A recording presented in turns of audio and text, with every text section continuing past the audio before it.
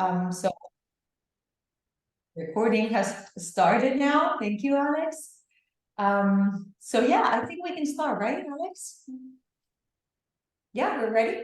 Okay, so hello, everybody. Thank you all for joining us today. We have the pleasure to have with us a special speaker, very, very special for us, Dr. Pablo Vega. I'm Dr. Laura Planés. I work with Real Madrid School in the United States. You are all here because of the amazing dual MBA program that FIU Business and Real Madrid School are offering together. This is our 4th year collaborating. So we have had a lot of cohorts graduating already. In fact, we have one of our current students, one of my favorite students, by the way, in the room today.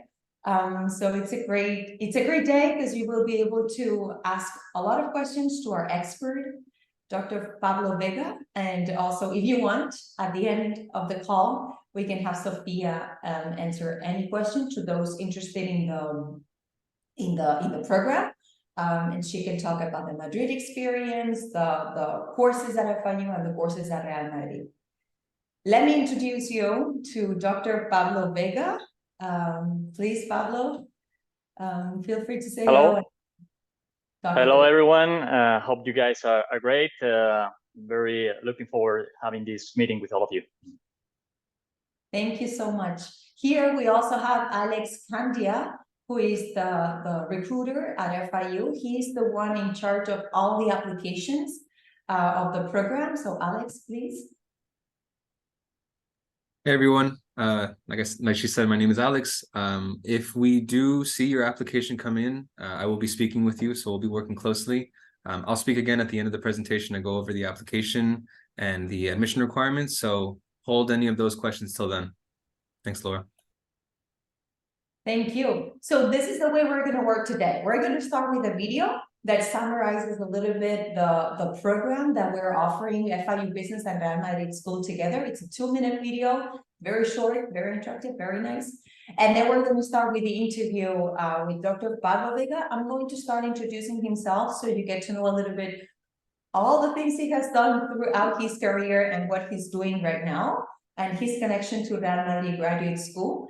And then we're going to start asking him some questions that we have prepared, but it would be great if in the meantime you could ask him any question on the chat box, because he's here to answer those questions. So take the opportunity. Dr. Pablo Vega does not do these at events very often, so it's a great opportunity. So please feel free to ask him any question and we will be happy to answer them. So let me start sharing my screen with the short video. Yeah, let's start with this.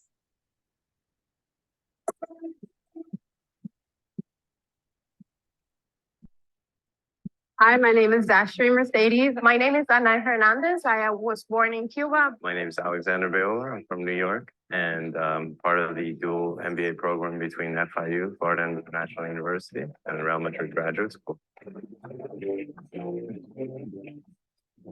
I chose this program because it's the first in the United States and it makes us stand out.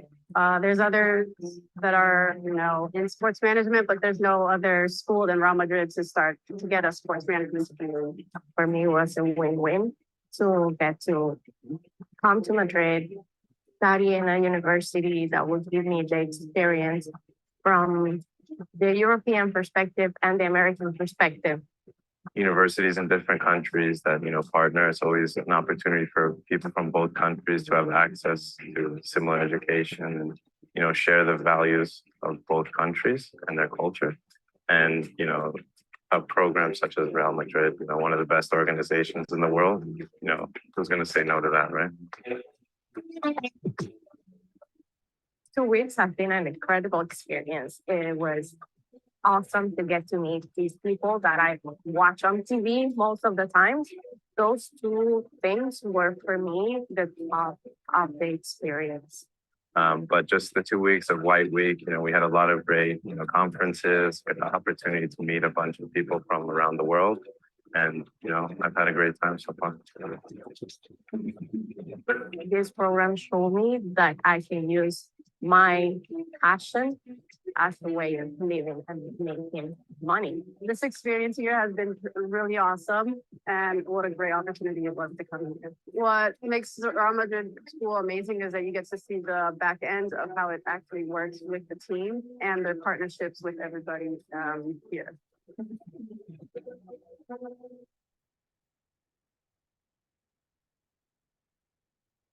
Okay. Dr. Vega, first, thank you so much for being with us today. It's a pleasure for me to be with you and solving any doubts that anybody could have. So Dr. Pablo Vega is a business professional, and he's a professor of different courses related to sports and business management and marketing, with special focus on business analytics and new technologies and their application to innovative projects in the sport industry. He received his PhD, so he's a doctor at one of the largest private universities in Spain, and has 3 undergraduate degrees: business administration, marketing, and tourism. He has an MBA at Carleton University and has attended multiple seminars in London School of Economics and AEADE.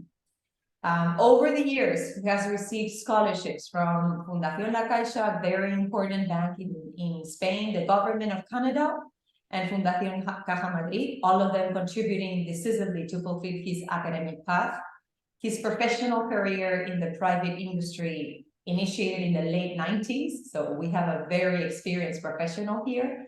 And he has been working at companies such as Banco Santander, Deloitte, Canal Plus, which is a very important Spanish television, or the NBA. He has been director of the road and trail running area in the Spanish Athletics Federation, president of Club Corredores, the largest running club in Spain, member of the board of ITRA, International Trail Running Association, and member of the organization in a number of international athletics championships held by European Athletics and World Athletics. Very important, he's a passionate about new technologies and is eager to explore new programming languages and tools in order to better understand their applications to innovative projects in the sport industry. And what's the most important part, he's one of our best professors at the MBA program at Real Madrid Graduate School, actually founder and creator of the sports marketing program that we have at Real Madrid Graduate School. So it's a great opportunity to have him here. Thank you so much, Pablo. So thank you. Thank you for the introduction, Laura. Tell us a little bit about yourself, although I gave a little bit of a summary. Well, basically, I've been dedicating to the sports industry for almost 3 decades now professionally, but I am strongly convinced of the power of sports in society. And I'm an active sports practitioner and also an active sports spectator. So it's an industry that I have in the very deep of my heart. And yes, I love to dedicate to this. And also I love to teach students. And it's great that the Real Madrid University, it gives me the opportunity to do so. Thank you so much. So let's talk a little bit about your career from the beginning till nowadays. Something that I liked a lot is that you worked for one of the most important TV channels in Spain, which is Canal Plus, as the marketing and advertising in department for 7 years. What was your role there and responsibilities? Yes, I was working there in the marketing and advertising department.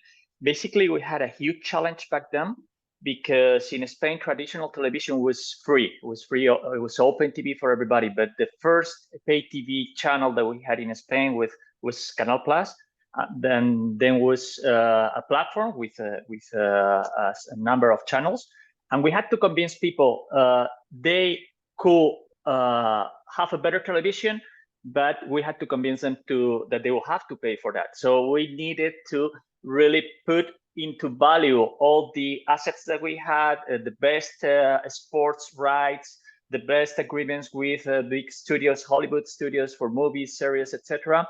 And we had to convince people, and that was our main task, try to convince people if they pay for television, they could have a better television. At the beginning, we started with 0 subscribers, and over the years, we had more than 2 million. That's a big amount for a country like Spain. And yeah, it was the regional pay TV platform in Spain. Now, of course, we have many more. That was satellite TV.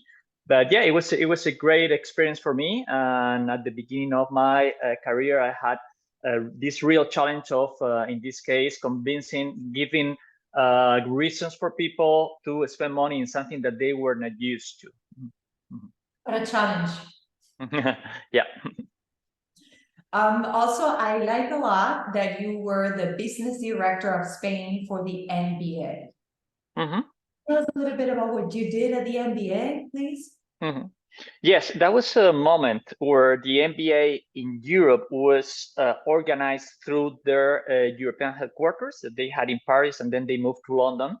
But at that moment, we had a lot of Spanish players playing there. So they decided they wanted to open a small office dedicated to the Spanish market because they thought it was a very powerful market. So instead of having an approach to reaching the whole European market with just one central office, they decided, and this was the first office for the first country, but after that they opened in other ones. So I already had contact with the NBA because in this TV channel, we were in contact for negotiating the TV rights, etc. And they needed to find a person to open that office here in Spain. And yeah, I was in charge of that. Basically, what we were doing here from the Spanish office was to manage 3 things. We were in charge of the preseason games that normally they have a European tour that they bring teams here to play with local teams. And we were in charge of helping them to organize that with the American office. Also, we were in charge of all the merchandising of the NBA that was sold in Spanish retailers. And also, we were in charge of the image rights, the sponsorship agreements, in order to take advantage of the brand of the NBA here in the Spanish market. Love that. After that, Strands Fitness, business director of Europe. A little bit about that, please. Yeah, that was a lovely project. That was a social network for people who practice sport. It was for all of you, if you guys know Strava, which is the leader nowadays for endurance sports, a social network activity where you can share your activities, biking, running, swimming, etc., with other people. And that was like that, but it was earlier in the market. We were, I could say, probably the first international sports social network. And yeah, it was very interesting. I was in charge of the European market. I was in charge of gaining new users for the platform, also for developing the product with certain characteristics for European sports. And yeah, that was absolutely interesting. It was a company that it was after a few years sold to another group, but I really liked that moment because I had the opportunity to be involved in a project from 0 to building something that was fairly big. Dr. Vega, there's this question that we're asked a lot during our info sessions. There's a lot of students who haven't done any undergraduate in sports, who come from this world, from marketing. You did 3 undergraduate programs in business administration and tourism, so nothing related to sports. How did you move from Deloitte, Banco Santander, so all these finance companies to the world of sports? Was it difficult for you? Yeah, well, it was something I was looking for from the beginning of my professional career. I already did sports back then. I was trying to compete at a certain level. I've been international in athletics, so I was already, while I was working, I was trying to continue with my athletic path. Obviously, having certain difficulties because it's not easy to manage both things at the same time. But I always wanted to move to the sports industry. And that is what I was trying to do for the initial years until I found an opportunity. And my first contact was in this TV channel that we were mentioning before when I started to work with sport TV rights, and you already needed to have certain knowledge about the sports sector. And after that, all the projects that I've been trying to be involved with, they have been rated with the sports industry. So it's something that I already had in my mind. I didn't study physical activity or sports sciences, things like that. But from the business background, like some of the students probably that we have in the program, or they're thinking to join the program, but when I was that moment at the time, we didn't have this type of programs to specialize in the sports industry. So it was a little bit more difficult for me. I had to do it from the industry itself, trying to find responsibilities linked to sports, etc. But if I had had this type of programs in Europe back then, I'm sure I will have taken advantage of that, because it will have made things much easier. So yeah, that's the possibility that people have now, but I didn't have at that time. So with all these years of experience that you have, and coming from an undergraduate with no background in sports, you really think that now having a background in sports is important for these companies when they look for someone to hire? Yeah, I think the graduate is the graduate level is the perfect moment to do the specialization, because obviously you have a business background. That's great. You're gonna have a lot of knowledge about how to manage a business, but you probably need some academic specialization if you want to right away start working for a sports company. So yeah, I think that will be very positive for everybody. Okay, thank you. How do you think sports marketing and business analytics have made an impact on the sport industry in recent years?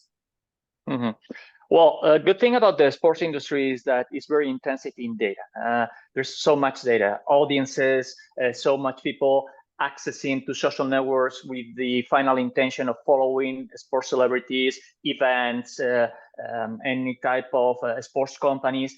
And there's a huge amount of data. Normally, any type of company, if they are looking for increasing the amount of viewers of their events or participants, when we talk about mass participation events, we have access to a lot of data, and that data, we need to make use of that if we want to keep improving the business and improving the relation with our customers. So it's great that it's an industry that is there's a lot of companies that dedicate to B2C, to final customers, final viewers, final fans. And we normally in sports companies, we have access to a lot of data, and we need to take advantage of that. And for that, we of course need to get in place business analytic procedures in order to really take advantage of the power of that numbers. And could you give us an example of one of the innovative projects that you have been working so far, or that we share with our students in the program? Well, nowadays I work a lot with the sports federations. For my recent years, that's a part of the sport I really like, because you really get involved in contributing to evolve the sports that you like, and you take decisions about the sport infrastructure and the regulation, etc. And in this case, sports federations in Europe normally are even bigger than in the States, because, for example, all the grassroots of sports here in Europe, it's organized through the federations. In the States, I know it's organized through middle schools, high schools, universities, a lot of grassroots competitions. People, when they dedicate to sports on those years, they normally do it through academic institutions. But in Europe, that doesn't happen. You do it through federations. So everybody who wants to practice sport or compete at a local or national level, they do it through federations. So they have a license, and we have a lot of relation with everybody. We're talking about federations that can have close to 1 million licenses. So we have a lot of access and a lot of relation with everybody, because when they get the license, they start to have the relation with the federation, and we activate a lot of CRM, customer relationship management procedures, in order to convince them to participate, to increase their sports activity, to join certain events that we organize, also in order to promote the event or the different competitions that we are organizing. So there, with the filtering all the information that we have about all those people who practice sports, we can create our programs to propose specific events or specific competitions to each of the different profiles that we have from each individual. And also when we do collaborations with brands, we can propose them to buy a specific equipment or specific needs that they have. Basically, what we do is we receive all the information that we have from these people who practice sports, and we try to use that information in order to either promote them to participate in certain events or certain products from certain brands that are partners with us. So that's strongly incentive in data analytics, because we need to have a specific profile of each individual, and then to really filter which could be their interest, and to create a marketing proposal specific for each of them. Wow. Okay. That's interesting. And actually, I was wondering the same question that Alonso has written on the chat box. He's asking, are there any technical tools to be considered as a must-have for someone who wants to work in sports analytics? Well, yes. My recommendation is you need to be familiar, at least, with certain digital advertising tools like Google Ads, like all the ads platforms that all social networks have, Facebook ads, Instagram ads, TikTok ads. If you are able to, if you start using them, even with a small budget, it's enough. But you need to optimize your campaigns there. If you are able to make a good use of each of these platforms, you are going to be able to reach people in the right way. And it's very important. The key thing here is that all those platforms, they have their own procedures. So, and there is not like a standard way to learn that. So the best way to learn with this is to start using them in order to take a good advantage about all that. So my recommendation is to reach people, yes, to have access to these ads platforms, and you can optimize a lot the use of the marketing budget of your organization. And I guess so, Professor, but can you confirm that to us and let us know the course that you teach at the Executive MBA in Sport Management with Real Madrid and FIU Business is sports marketing. You created a program in sports marketing, so you know more than anyone about what you do and you teach to our students. Is this the content that students can learn from our courses? Yes, well, digital marketing is getting more and more important now in any marketing strategy of a company, but it's not the only thing. There is traditional marketing linked to sports sponsorships, to other type of campaigns. Sometimes we might want to use television, even radio, newspapers. Traditional marketing or marketing with traditional media still is alive, and still we can make use of that. So it's not only digital marketing, but we're putting more and more weight on digital marketing. And digital marketing is also more intensive in data. So because we can have much more information about any action, everything can be measured. And this provides us with much more information. So yeah, we're moving all the contents to digital marketing, but also with other activities. Like, for example, I love sponsorship, because sponsorship is a great way to link any marketing strategy from any company, from any sector, with sports. But also it's something that sport companies like Nike, Adidas, they also need to implement themselves. So there's a double approach to sponsorship and double link with the sports marketing that I also love to teach and to cover in my course. Okay. Thank you so much. Alonso is asking another question. I think you answered it like at the very beginning. Advice from a student who is coming from pharma companies and business intelligence teams into the sport management industry. This happened to you, actually, so you're the best example. Yeah, well, basically, doing a program like this one, I think is a very nice start. Normally, in the classes in previous editions of this type of programs, what I have is 3 different backgrounds of students, and normally it's around 1/3 from each background. We have students who are specialized in physical activity or sports sciences, who want to study this type of programs in order to get all these management and marketing tools.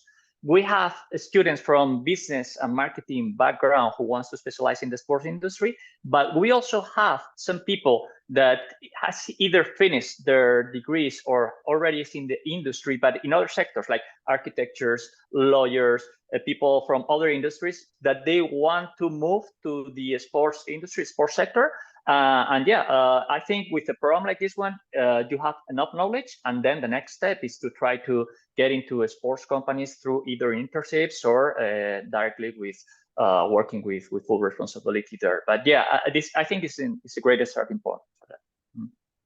Yeah, and also one of the most important parts of choosing your MBA, because I don't think a lot of people do 2 or 3 MBAs, you normally choose one, is the professors that you'll find on your program. It's very important that they are linked to the sport industry, that they are active professionals.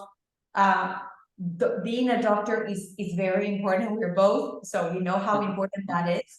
But being an active professional in the sport industry with connections, with a great network on LinkedIn, in person, it's a very important thing to consider. So and believe me, here we have a professional that is very well connected and that you really want to know and work with. Okay, so we have here some students that are currently doing the program, some students that are interested in doing the dual MBA with FIU and Real Madrid. Do you think an international program like this will allow them to stand out when looking for a job opportunity, having the chance to learn from an American and a European university? Well, I think the sports sector is very international. If we think about any of the American leagues, they have a lot of viewers from already in Europe. Same thing with European sports.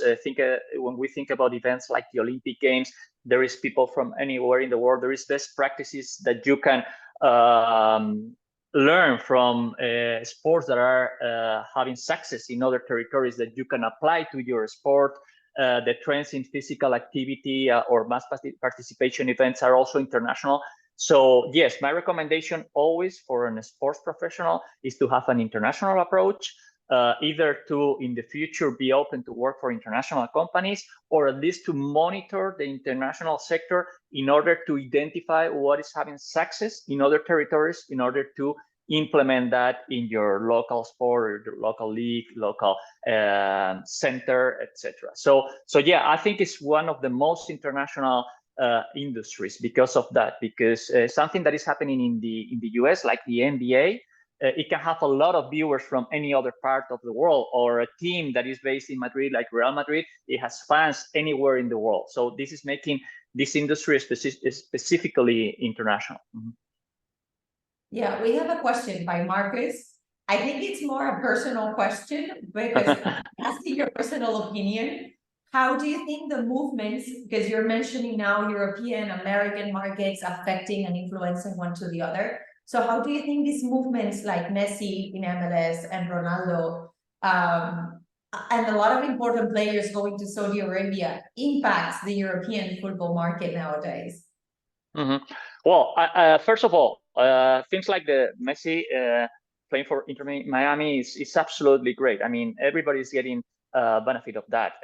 Apple TV is getting more subscribers. European soccer is being developed, is having access to international celebrities, and also for us here in Europe, it's a good point of connection with the MLS. So I think everybody wins with this. It's absolutely great that this type of moments happen, and it's making this really gives us additional elements to believe that the sports industry is getting more and more international every day. So even sports that traditionally didn't have that strong success in certain territories, like it's been the history of soccer in the US.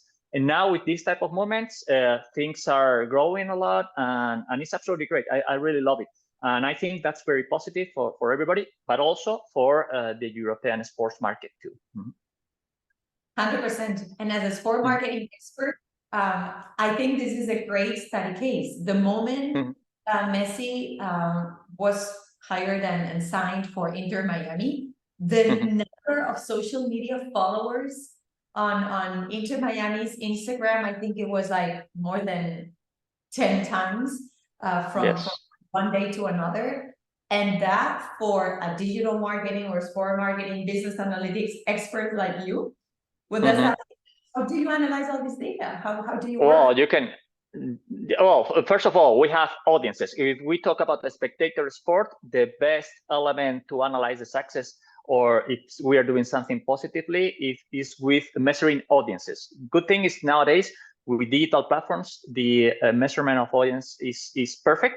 And we don't need to rely on market research, like asking a certain sample of individuals, like we had to do in the past with traditional television. Now we have figures about everything. We can follow followers in social networks too. Everything is easy to measure, and any analytic that we do, any analysis that we do with data about this is going to show us the same thing, that it has been a huge success for everybody. And the good thing is we can also do this analysis per territory. So we can see that this is also helping in Europe, the followers of MLS, the audience of MLS. So that's very interesting too for potential companies that want to be partners of the MLS in the future or with the team. Now it's not only the American market, they have open possibilities with other international companies based in other locations. So yeah, I think it's very positive to analyze it that way. How interesting, because I guess all these data are very helpful for decision making, from sponsorship to fan engagement to merchandising. I love that. I love that. Yeah. I seen all of it related, like Hard Rock, Publix, a lot of companies using the image of Messi to promote their companies in different sectors and industries. Okay, so we have a question by Araceli. Does the program take on an international perspective? What are the pros of that in today's world?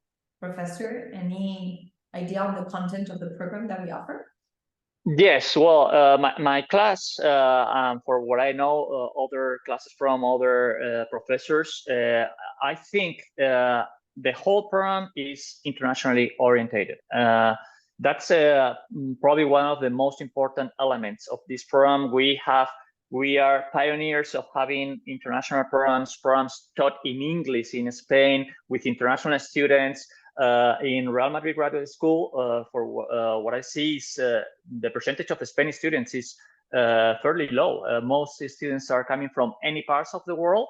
And yeah, I think that's very, very positive. When I go to a class and I see we have students from different backgrounds, I think that contributes to the level of the course. Also, the possibility that the students have to meet together in the Real Madrid week, where they meet other students from other backgrounds, from other countries in Madrid, physically in Madrid. I think all that improves the quality of the program, and I think that's very positive for everybody who wants to study that.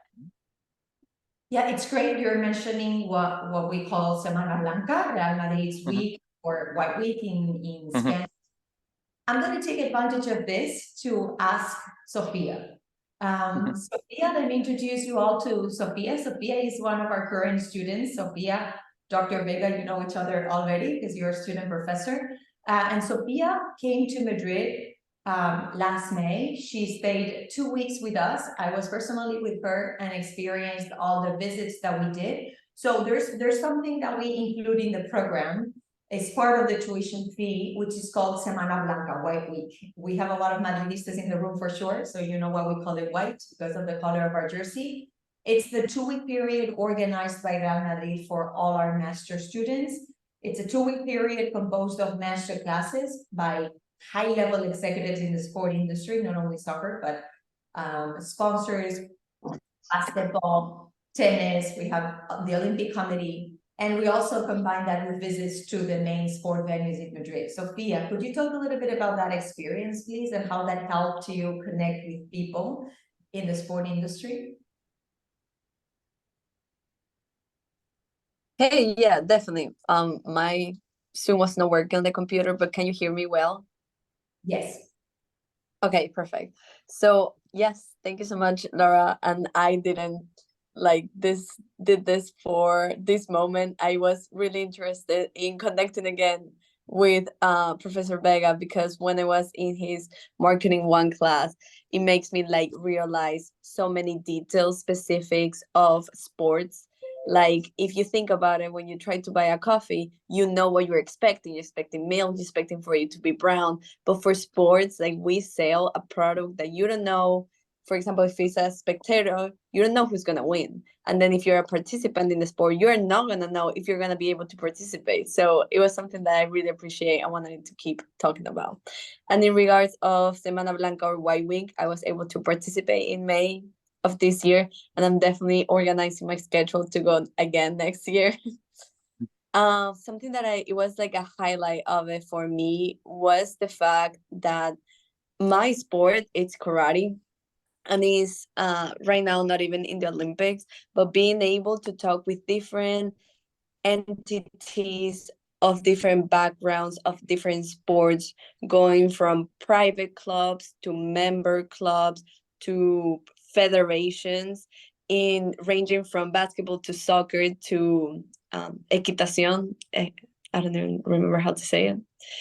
I think was something that F1, like it's stuff that makes you realize that even when I'm specialized in sports is huge and it's still very, very big.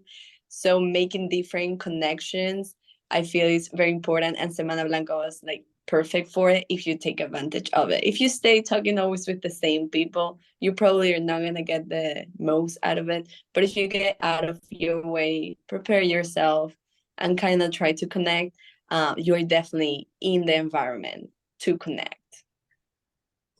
Thank you so much, Sophia. There's a lot of questions for you, Professor Vega. Unfortunately, Professor Vega has a class in 25 minutes.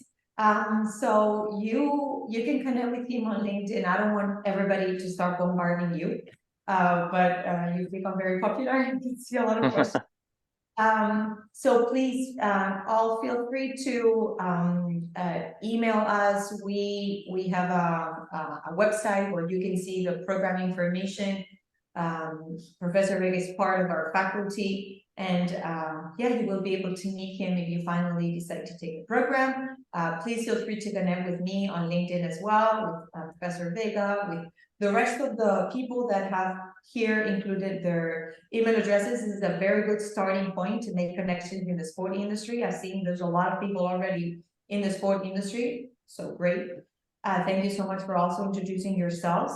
I think this is a great moment, Alex, to talk a little bit about admissions, applications, because I'm seeing that there's a lot of students asking questions about visas, about international applications and everything. So this is an online program, but we also have the in-person program. All the information that Alex is going to share now is how to apply to the online program. It's an online program basically because we have a lot of students who are either working in the sport industry when they start the program or looking for job opportunities.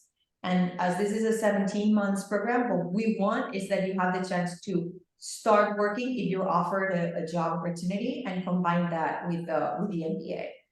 Alex, please. Thank you, Laura. Let me move the spotlights. Okay, let me share the presentation.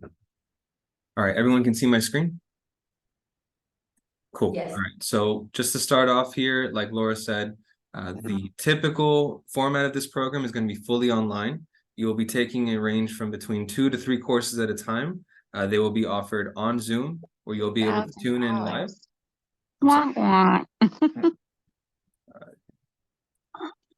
Okay, I'll just ask that everyone keeps their mics muted while we're speaking, just to avoid any confusion. But anyway, the program is going to be fully online. The classes will be held on Zoom. We highly recommend that if you're in the online format, you attend those Zoom sessions. So you're able to meet your professors, interact with them. They're going to do their best to not just lecture at you and to have a very engaged class format. So it is to your benefit to attend, but if you're unable to, you can watch a recording of that class at a time that works better for you. The upcoming start for this program is going to be October. We are still accepting applications for October, and we will be until the first week of October. So as we're approaching that deadline, it's not just to get your application in by that first week of October. There are some documents that we would need to go over in the next slide. And the last thing I want to mention here, at the online format, the tuition will remain $42,000, regardless of whether you're in-state or out of state, or you're a domestic applicant or an international applicant. So just to go over those admission requirements, I'm going to go over these one by one. Feel free to leave a question in the chat box while we go through this, and I'll make sure I'll do my best to cover them. So just starting off here, the minimum requirement is going to be a bachelor's degree or a 4-year equivalent. We will need the official transcripts from those previously attended universities to send them directly to FIU. So if you have some transcripts in your possession and you submit them, unfortunately, that would not, that would not provide the official transcript. So for it to be official, we need them to come straight from that university. We can accept them physically or digitally, either works. In that bachelor's degree, we're looking for about a 3.0 upper division GPA. When we say upper division, that refers to all of the courses that had to do with your major. So for example, if I was a finance major, my math and business courses would be calculated into that upper division GPA, but my science courses or art courses would not be. And I take a moment to explain that because there are a lot of students that see that their upper division GPA is a bit higher than their cumulative GPA. So in any case, another part that we consider with our applicants is their work experience. So we're going to look over your resume or CV, and we're looking for about 2 years of work experience, preferably full-time, but make sure to include any work experience that you've held, whether it was full-time or part-time. The more work experience you can include in that resume, the better. And when you're mentioning those positions, make sure to include the months and years that you held those positions, and to notate whether they're part-time or full-time. Next is going to be the statement of purpose essay. This is 1 to 2 pages describing why you want to apply to the program and how it fits into your career goals. There are some more example prompts listed for you there and on our website. You're able to use whichever prompt works best for you, but typically we want you to just focus on the fact that you are applying to the program and how this fits into your goals. Now, in some cases, we will ask you for a GMAT or a GRE. It is a requirement for our program, but if you have at least 2 years of work experience and your GPA is around a 3.0, we typically waive that. So before you make any preparations to take that test, just make sure to apply with your resume and your transcripts. We'll review that and let you know whether or not the GMAT would be required for your file. There are some cases where we'll ask you to come in for an interview. These are held on Zoom. This isn't anything to worry about. It's just an opportunity for our admission leaders to get to know you on a one-on-one basis, and for you to be able to discuss yourself as a prospect and how this is going to be the next step in your career. Now, this last point will apply only for applicants that have a bachelor's degree outside of the US. If you were born outside of the US, but you have a bachelor's degree from here in the US, you don't need to worry about this. If you have a bachelor's degree from outside the US, we will need an English proficiency exam, and that could either be a TOEFL, an IELTS, or a Duolingo exam. Whichever of these 3 you prefer, I would recommend taking the Duolingo, as it's a cheaper option and it is a bit easier to schedule. But if you've already made plans for a TOEFL or IELTS, we'll be able to accept that as well. So moving on now, just to discuss briefly the financial aid options here. So here at the Chapman Graduate School of Business, there are a number of financial aid options that we provide for our students that are committed to being fiscally responsible and educated when they're receiving financial aid. So there are several financial aid options that exist. They're listed for you on our website, but the chief one that we typically work through is the Federal Student Aid, that's FAFSA. But just to go over Chapman Graduate School of Business, in the last year, we awarded more than $25 million in federal aid, scholarships, and assistantships. And these funds were crucial for a lot of students that wanted to focus on their education, and they were able to complete their degrees in a timely manner. So most of you here that are US citizens will qualify for federal financial aid. That's what's listed here on the screen.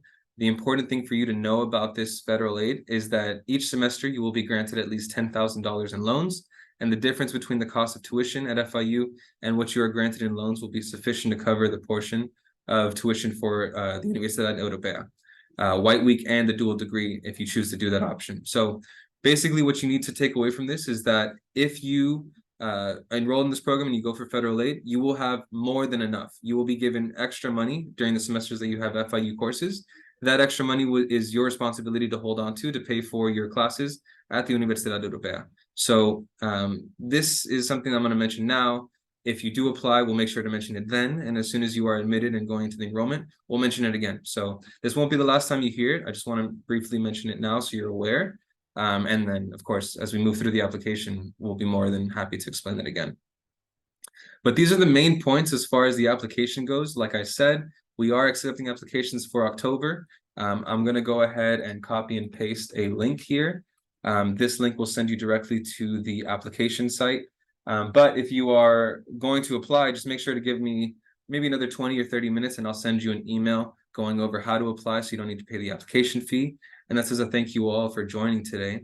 But yeah, thank you all for joining again. We've covered all the information as far as the application goes, the admission requirements. We've heard the interview from Dr. Vega. If there's any questions covering anything, feel free to either leave it in the chat box, unmute yourself and speak about it. Yeah, thank you all for joining today. Thank you, Alex. So Alex has shared here the link to the information to the program and the link for application. I'm also going to leave here my email address in case you want to contact me for anything, or if you still have any question.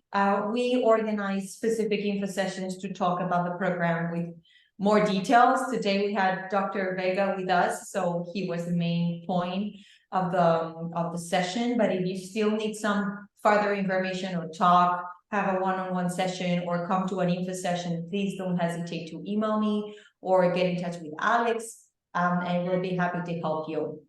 Yeah, so thank you, Professor, again, for your experience, for being such a great professor. We're so glad and proud to have you more than 15 years at Real Madrid. Thank you. We'll stay connected, and we would love to hear more about what all the projects that you do. As we usually do. It's been a pleasure, and yeah, hope to meet you all soon. Thank you so much. So Professor Vega has to leave because he has a class. So we can stay, Alex and I can stay 10 more minutes for those who have any question or would like to have more information. Maybe we can stop recording the event because the event has already finished. Our guest speaker is going to leave the room, but I will be happy to stay some more minutes to answer any question regarding this dual MBA program for all those